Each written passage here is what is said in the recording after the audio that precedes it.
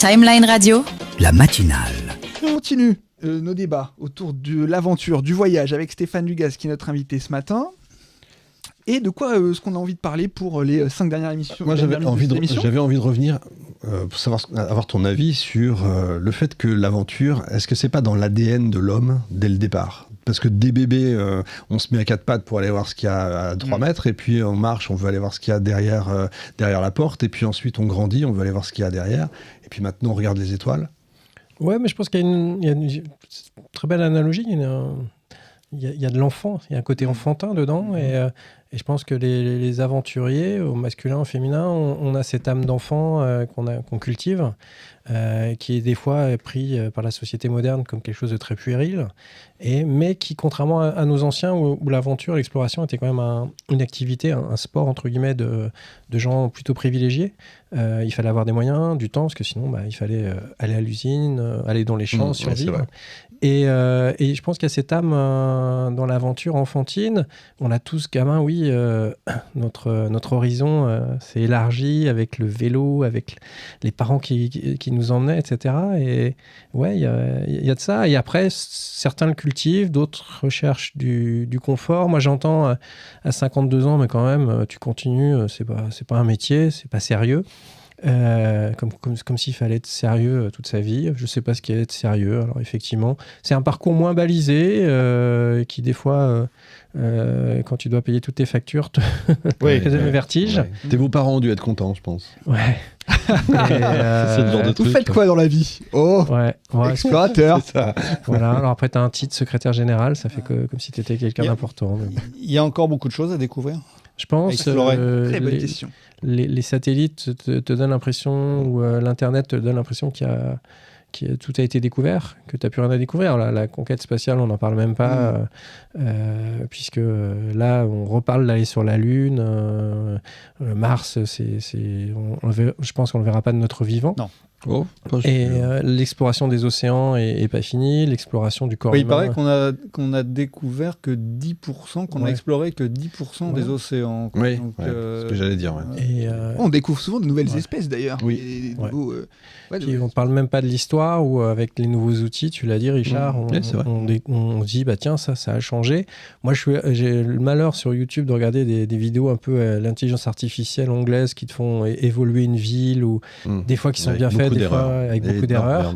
Mais je pense que l'histoire, à l'aune des outils qu'on a maintenant, on est en train de revoir aussi des choses. Tu disais que le Herculanum, l'océan s'est Herculé, on s'aperçoit que le niveau des océans a tellement varié que le trait de côte n'a pas été le même. Oui, bien sûr. Et je pense notamment à cette côte d'Émeraude où je vais aller ce week-end, qui a un bleu, qui a un vert, mais qui a une forêt qui s'étendait. On s'aperçoit que le peuplement des populations, moi je suis un passionné de Pythéas, et que Pythéas, en moins 380 avant Jésus-Christ, soit remonté jusqu'aux confins, a priori, vraiment au nord de l'Islande, et qu'il ait connu la banquise. Et tout ça, c'est un peu... on n'a que des récits fragmentaires, mais si on trouve des fois des fragments ADN, on est en train de reconstituer des choses. Donc, il y a un champ des possibles, je pense, tant qu'il y aura des humains sur Terre, il y a un champ des possibles qui est vaste. On se rend compte aussi du recul de la mer avec Aigues-Mortes dans le sud. Ouais. Aigues-Mortes qui était une ville, qui est aujourd'hui une ville magnifique, avec des remparts, etc., mais qui était une ville, qui était un port au moment où Saint-Louis est parti à Tunis, etc. Et aujourd'hui, je crois qu'il y a 4 km de la mer, parce que...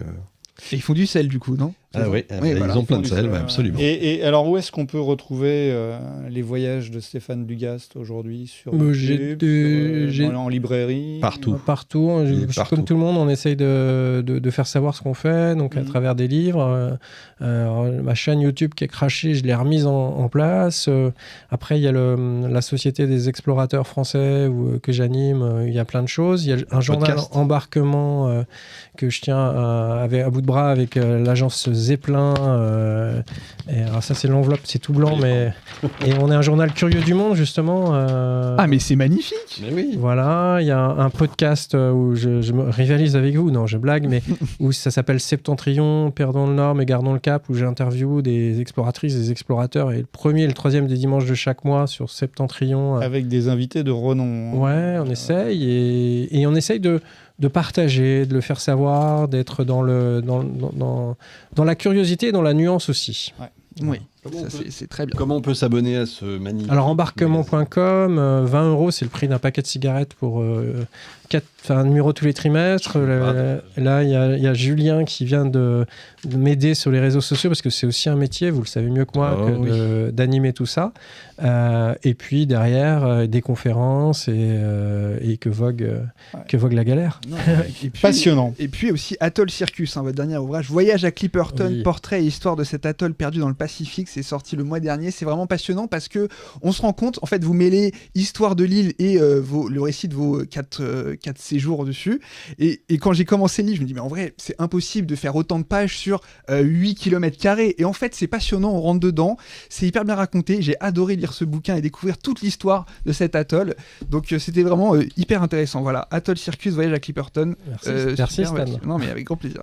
Voilà, merci d'avoir été avec nous. Merci beaucoup. Merci. Bon matin. Voilà, cool. Et comme dirait mon grand-père, Kenao. Voilà, merci beaucoup. À la semaine prochaine. À la semaine évidemment, même jour, même heure. On va vous demander d'ailleurs si vous préférez le mercredi, le jeudi. Voilà, et puis si vous avez des idées de sujets aussi. Des thèmes à aborder. Bien sûr. Merci beaucoup d'avoir été avec nous. Merci Stan. À bientôt. Merci Stéphane, merci Richard. À bientôt. Vous écoutez Timeline Radio. La matinale.